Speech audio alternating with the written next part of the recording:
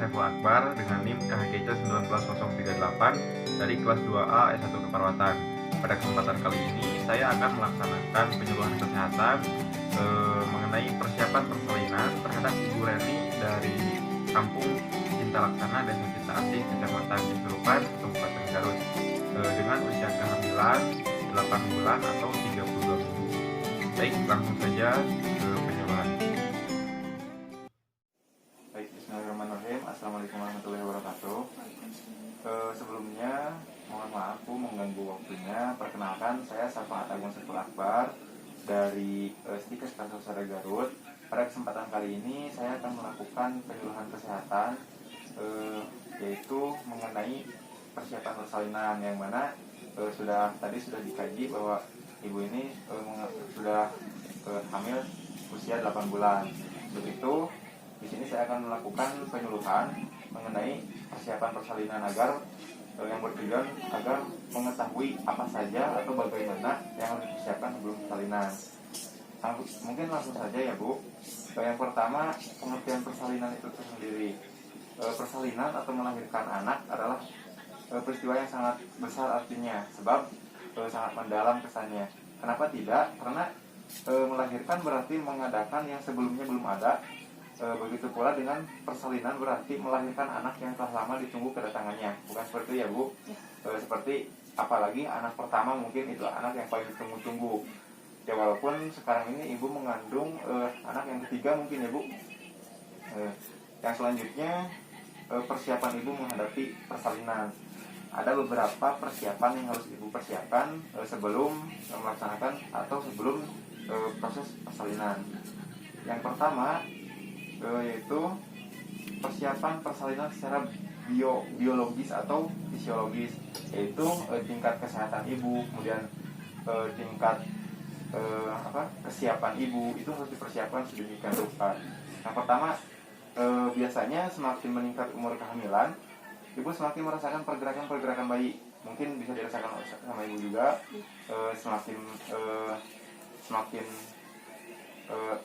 Semakin lama umur kehamilan, maka pergerakan bayi mulai terasa ibu.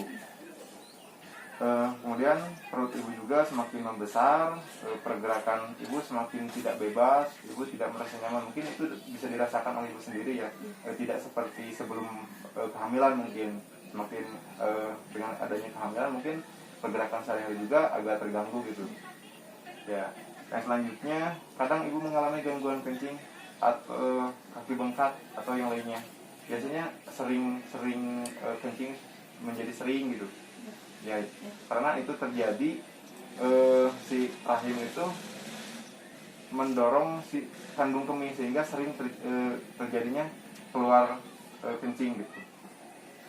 Yang selanjutnya, yang kedua yaitu persiapan psikologis. Selain fisiologis atau fisik ibu, kondisi badan ibu, psikologis juga harus dipersiapkan.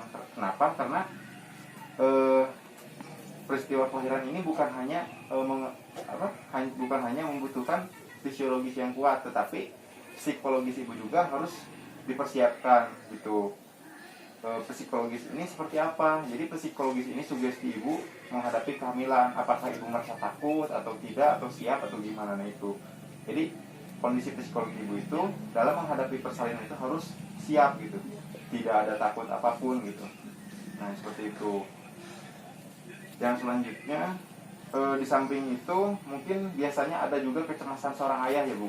Walaupun ayah tidak merasakan langsung proses kehamilan itu seperti apa, tapi seorang ayah juga biasanya mengalami kecemasan. Nah itu harus dicegah, jangan sampai terjadi demikian, supaya si sugesti ibu juga siap gitu dan tidak ada kecemasan dalam menghadapi persalinan itu. Yang selanjutnya persiapan sosial. Nah persiapan sosial biasanya hubungan ibu dengan masyarakat sekitar gimana gitu. Jadi biasanya kan kalau status sosial kalau misalkan keadaan sosial di lingkungan masyarakatnya jarang bersosialisasi dengan masyarakat sekitar, biasanya itu lebih menarik diri gitu, sehingga psikologisnya itu kurang siap. Nah seperti itu. Mungkin yang selanjutnya persiapan kultural atau adat istiadat atau kebiasaan. Nah ini juga harus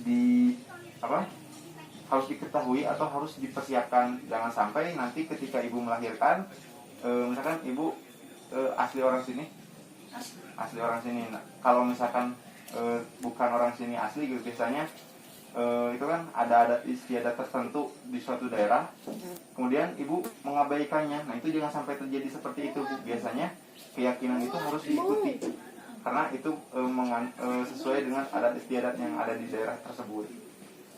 Kalau tidak diikuti, ditakutkan nantinya terjadi hal-hal yang di luar keinginan kita gitu. Nah, yang selanjutnya persiapan persalinan. Ada beberapa persiapan yang harus dipersiapkan oleh ibu sebelum terjadinya persalinan. Biasanya yang pertama, kapan sih harus memeriksakan diri ke pusat pelayanan kesehatan terdekat. Nah, itu biasanya sebelum ke sana mungkin saya bertanya dulu, ibu biasanya melakukan pemeriksaan selama kehamilan itu biasanya kemana, Bu? Ke puskesmas atau ke posyandu atau kemana? Ke posyandu ya, Bu. Biasanya waktu pemeriksaannya biasanya ibu apakah 1 bulan sekali atau 2 minggu sekali atau gimana? Kunjungan untuk pemeriksaan kehamilan itu yang pertama pada usia kehamilan 1 sampai 6 bulan biasanya 1 bulan sekali ya, Bu, untuk 1 sampai 6 bulan. Yang kedua pada kehamilan 7 sampai 8 bulan biasanya 2 minggu sekali. Jadi ketika berusia 7 sampai 8 bulan mah harus lebih intensif. Jadi setiap 2 minggu sekali diperiksa gitu. Ya. Yang selanjutnya ketika usia kehamilan 9 bulan. Nah, ini harus lebih intensif lagi karena sudah menghadapi persalinan. Biasanya ini minimal dilaksanakan 1 minggu sekali. Jadi setiap kalau sudah 9 bulan, ibu harus rutin dicek itu 1 minggu sekali, seperti itu. Yang selanjutnya posisi tidur. Nah, posisi tidur yang baik menjelang persalinan itu bagaimana? Nah, posisi tidur yang pertama, tidur dengan posisi tengkurap. Nah, sebenarnya ini bukan posisi tidur yang dianjurkan mendekati persalinan. Selanjutnya tidur dengan posisi terlentang. Nah, tidur dengan posisi terlentang ini biasanya diperbolehkan untuk ibu dengan kehamilan kurang dari 16 minggu. Jadi sebelum 16 minggu diperbolehkan ibu hamil tidur dengan terlentang. Kalau sudah lebih dari 16 minggu itu tidak diperbolehkan, Bu. Yang selanjutnya posisi tidur miring ke kiri. Nah, untuk posisi tidur miring ke kiri ini justru lebih bagus. Karena kenapa? Karena keuntungannya posisi tidur ke kiri ini keuntungannya itu untuk bayi mendapatkan aliran darah dan nutrisi maksimal ke plasenta. Jadi ketika ibu posisi tidur miring ke kiri, nah itu si janin itu mendapatkan aliran darah dan dan nutrisi itu normal gitu, bagus. Kemudian yang selanjutnya posisi tidur miring ke kanan. Barusan miring ke kiri, sekarang miring ke kanan. Nah ini juga baik. Biasanya ini akan membuat ibu lebih nyaman tidur. Biasanya ibu nyamannya seperti apa? Ya miring ke kanan atau ke kiri. Ya, itu posisi cukup bagus karena tadi si janin akan mendapatkan aliran darah dan nutrisi secara baik gitu Bu. Yang selanjutnya yang harus persiapan yang harus dilakukan yaitu prinsip makanan yang baik bagi ibu hamil. Nah, apa saja sih? Yang pertama, jangan diet selama hamil. Nah, ada kan beberapa ibu hamil melakukan diet pada saat usia hamil gitu. Sebenarnya itu jangan. Tapi ibu sekarang tidak sedang diet kan, Bu? Tidak, ya.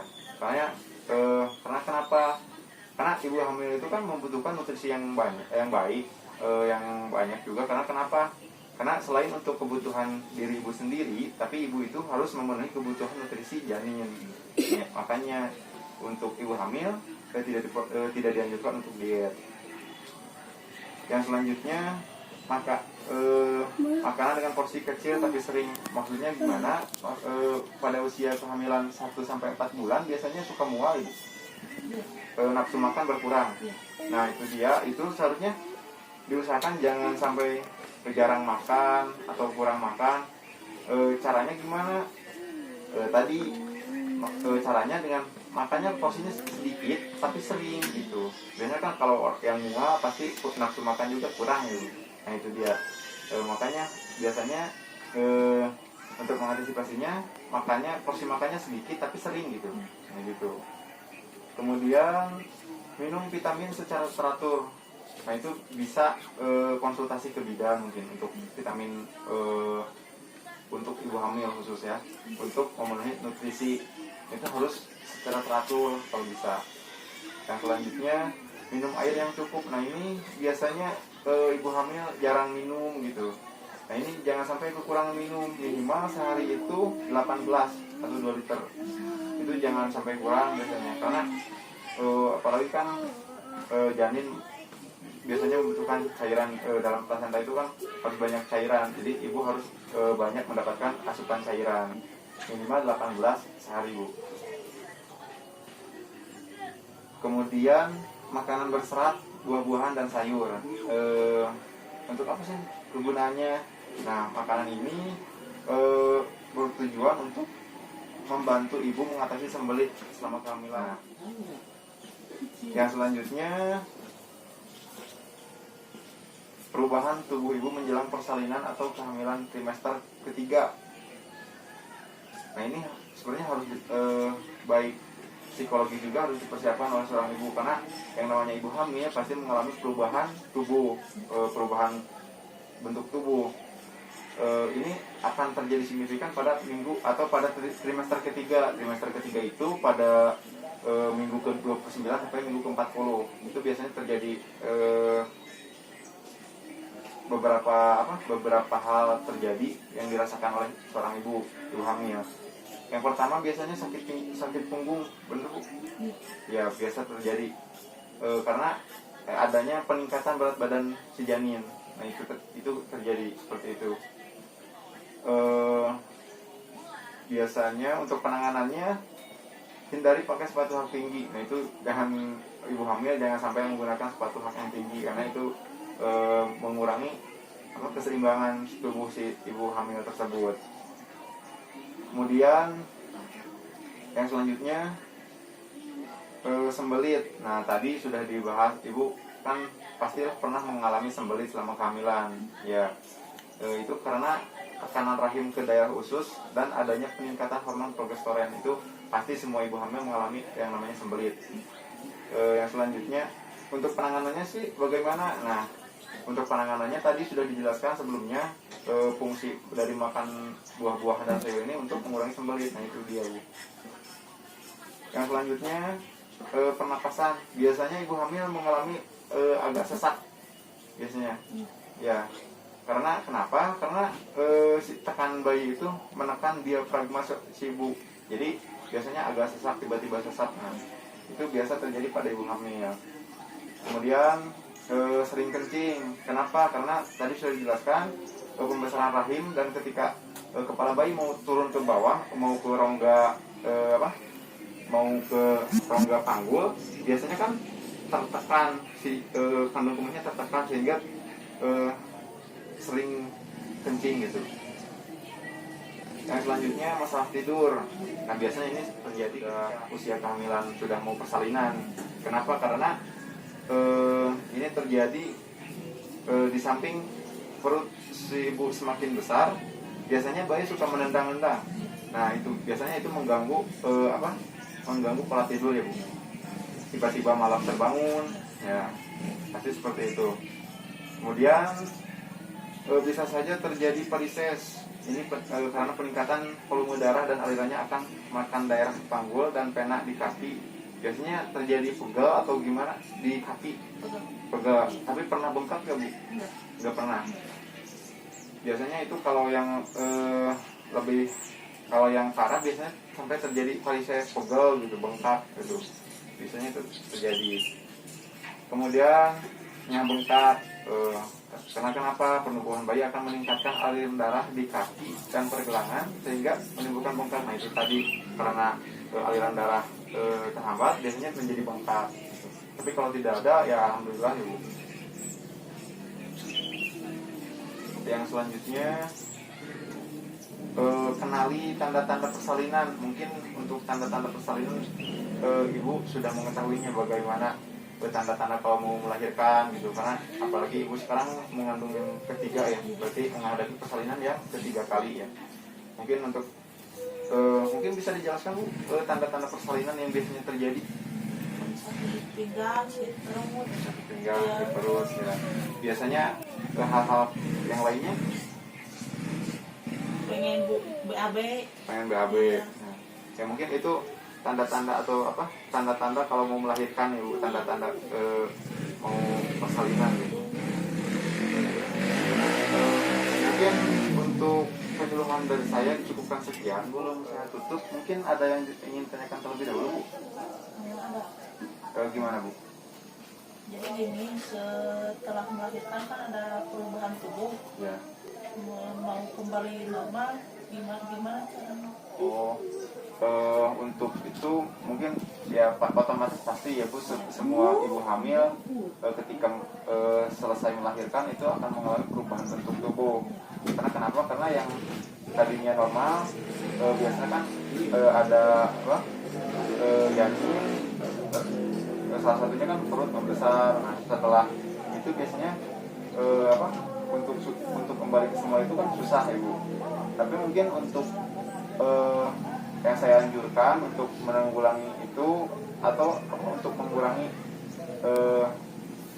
perbedaan yang cukup signifikan, mungkin setelah melahirkan mungkin ada yang namanya senam nipas Bu.